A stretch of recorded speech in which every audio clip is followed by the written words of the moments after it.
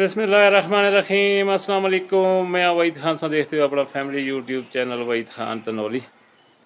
उम्मीद है सारे भैन भरा ठीक ठाक हो सो, खुशबाश हो सो, अल्लाह ताला दी अफसो मान भी हो सो।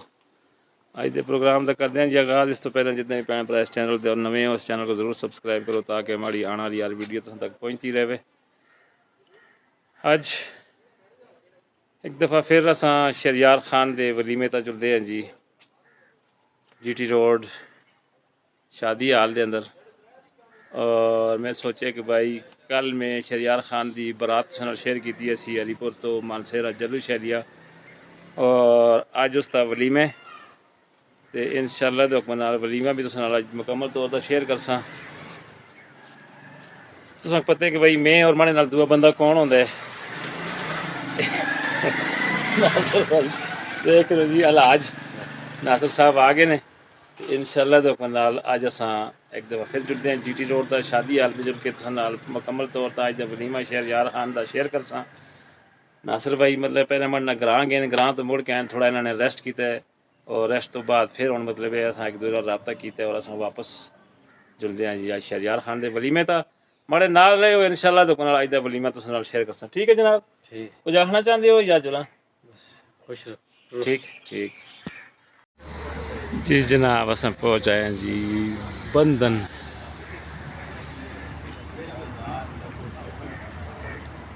बंधन शादी हाल में अस पहुँच आए हैं। तुम देख सकते हो जी अब्दुल लतीफ़ लाला गस्ते नाल है। ये इसकी मेन एंट्रेंस बंधन मार्की देख सकते इन जनाब असां दे दोस्त असां दे पड़ोसी शरियार खान दा अज वलीमे। कल मैं तुसां नाल इन्हां दी बरात शेयर की असी अज वलीमा शेयर करते हैं। ये मैन इंट्रेंस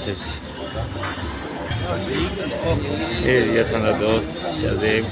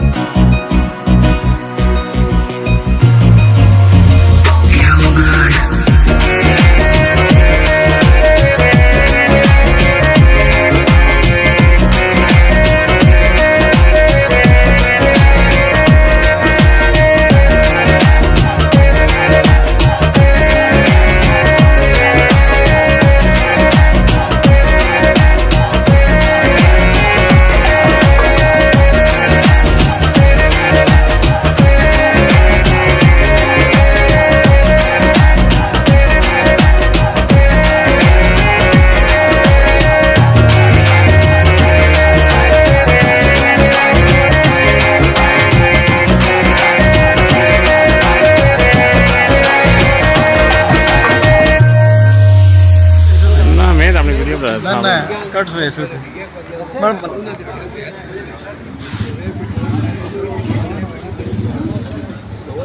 प्रोट्रेट दे निकला प्रोट्रेट दे नहीं कहा कैमरा तो रखना नहीं मेरे को सब पता ही नहीं आया ले गाड़ी चल जल्दी कर बंद कर सामने वो है जो उसको मैं उससे मजे की बात कर रहा हूं अकेले आ जाओ खुदा अरे छतरी मार दे बाहर नहीं पापा अरे ऐसा ये बीड़ा भी